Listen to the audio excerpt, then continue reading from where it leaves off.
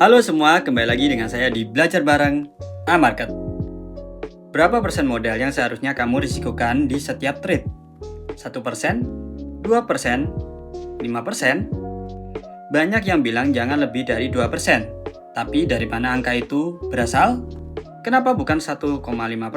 Kenapa bukan 3%? Jawabannya bagi kebanyakan trader adalah tebak-tebakan yang terasa masuk akal. Dan itu masalah yang lebih besar dari yang terlihat.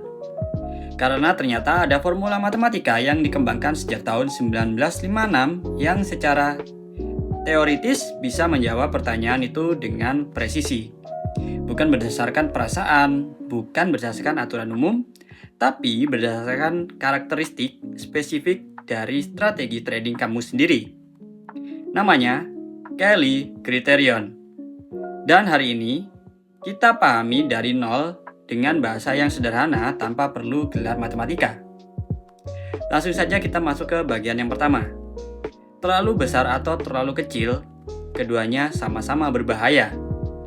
Ada sebuah paradoks yang jarang dibicarakan dalam dunia trading. Kamu punya strategi yang menguntungkan, win rate-nya bagus, risk reward bagus, tapi hasilmu masih mengecewakan. Kenapa?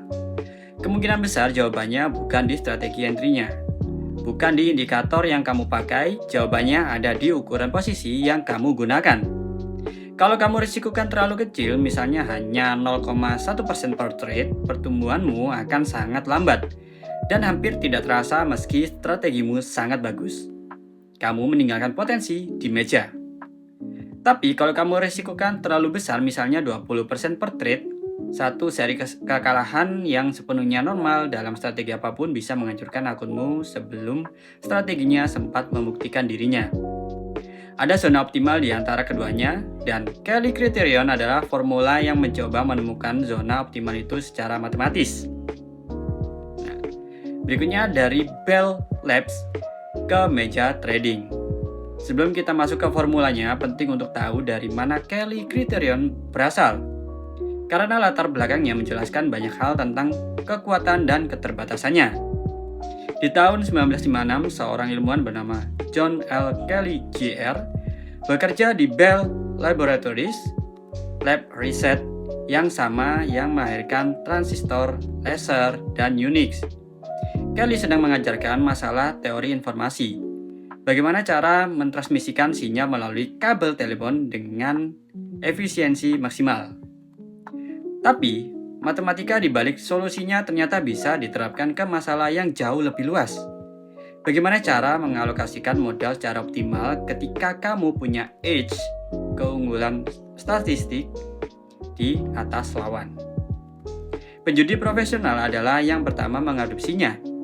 Lalu datang Edward Thorp, matematikawan yang pertama kali membuktikan sistem perhitungan kartu di blackjack bisa mengalahkan kasino. Kemudian menaruhkan prinsip Kelly untuk mengelola hedge fund-nya di pasar saham. Hasilnya, return positif selama 19 tahun berturut-turut tanpa 1 tahun pun merugi. Nah, kita bahas berikutnya cara kerja formula Kelly dalam bahasa manusia. Oke, sekarang kita masuk ke intinya. Dan saya janji ini tidak seseram kelihatannya. Formula Kelly dalam bentuk aslinya adalah F bintang sama dengan dalam kurung B dikali P dikurangi Q, kurung tutup dibagi B. 4 variabel, mari kita bedah satu persatu. F bintang, fraksi modal.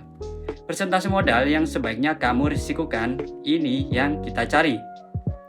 Kemudian B, rasio reward atau risk. Kalau untung 2 kali dari apa yang rugi, B sama dengan 2. P probabilitas menang, win rate kamu misalnya 50%, P sama dengan 0,50. Q probabilitas kalah, yaitu 1 dikurangi P. Kalau P sama dengan 0,50, maka Q sama dengan 0,50. Kelihatannya rumit. Kita sederhanakan dengan contoh nyata. Contoh kalkulasi langkah demi langkah. Misalnya kamu punya strategi dengan win rate 50%, dalam kurung P sama dengan 0,50 dan Q sama dengan 0,50 kurung tutup. Risk reward 1:2. Setiap menang dapat 2, kalah kehilangan 1. Masukkan ke formula. Ya, F bintang sama dengan dalam kurung 2 dikali 0,50 dikurangi 0,50 kurung tutup dibagi 2. Nah, selanjutnya 1,00 dikurangi 0,50 dibagi 2. Nah, 0,50 dibagi 2 sama dengan 0,25, yaitu 25%. 25% ini yang Kelly katakan sebagai ukuran optimal untuk pertumbuhan jangka panjang dengan age itu. Tapi tunggu dulu, sebelum kamu langsung mau risikokan 25% per trade, ada hal penting yang perlu kamu pahami tentang keterbatasan formula ini. Kelly bekerja dengan sempurna dalam kondisi ideal ketika kamu tahu persis win rate dan risk rewardmu, tapi dalam trading nyata angka-angka itu adalah estimasi. Dan bahkan estimasi yang sedikit terlalu optimis bisa membuat Kelly merekomendasikan ukuran yang terlalu besar dan berbahaya. Inilah mengapa hampir semua trader profesional yang menggunakan Kelly tidak pernah menggunakan Kelly penuh. Mereka menggunakan half Kelly atau bahkan quarter Kelly. Versi trader yang disederhanakan, F bintang sama dengan dalam kurung win rate dikali risk reward dikurangi loss rate kurung tutup dibagi RR. Berikutnya cara praktis menggunakan Kelly dengan benar. Sekarang bagian yang paling penting, bagaimana kamu bisa menggunakan Kelly Criterion secara praktis tanpa membahayakan akunmu. Langsung saja langkah pertama, hitung Kellymu dari data backtest. Kelly hanya berguna kalau inputnya akurat, dan input yang akurat hanya bisa datang dari data backtest yang solid. Minimal 100 trade, idealnya bisa lebih. Dari data backtestmu, hitung 2 angka win rate, berapa persen trade yang menang, dan rata-rata risk reward, berapa rata-rata profit dibagi rata-rata loss. Masukkan ke formula dan kamu dapat Kelly persentasemu.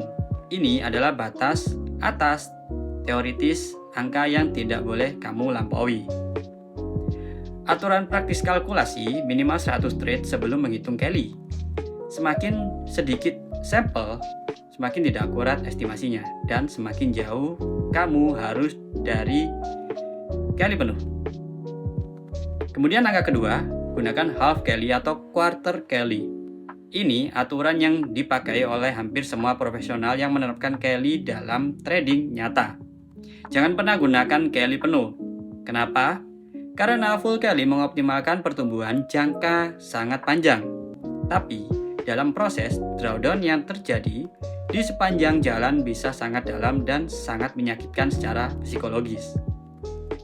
Kemudian half Kelly 75%. Pertumbuhan dari full Kelly tapi drawdown jauh lebih bisa ditoleransi. Ini titik manis yang paling banyak direkomendasikan oleh praktisi.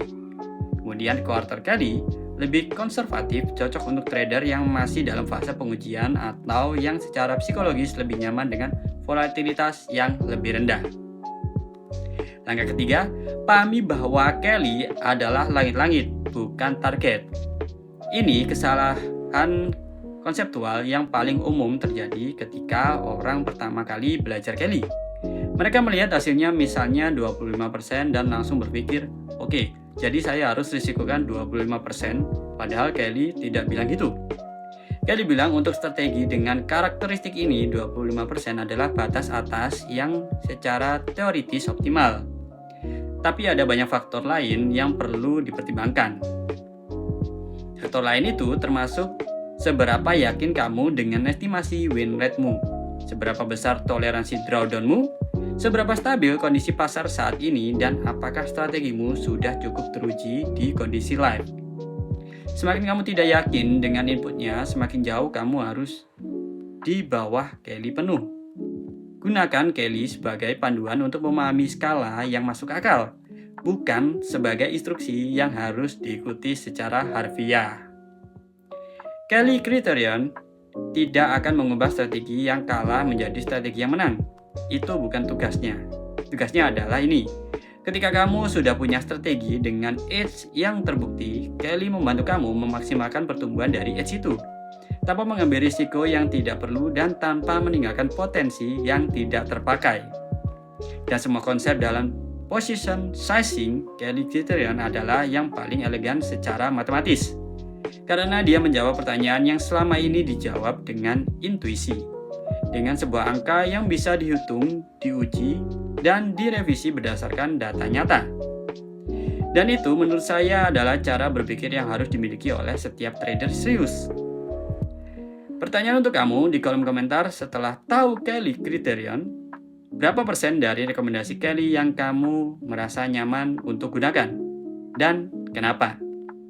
Tidak ada jawaban yang salah di sini. Ini soal memahami diri sendiri sebagai trader. Baik, sekian dulu untuk episode kali ini. Kalau kamu melihat video ini bermanfaat, jangan lupa klik like, subscribe, dan nyalain lonceng biar nggak ketinggalan video edukasi keuangan lainnya dari kami. Sampai bertemu lagi di episode Belajar Bareng A-Market selanjutnya.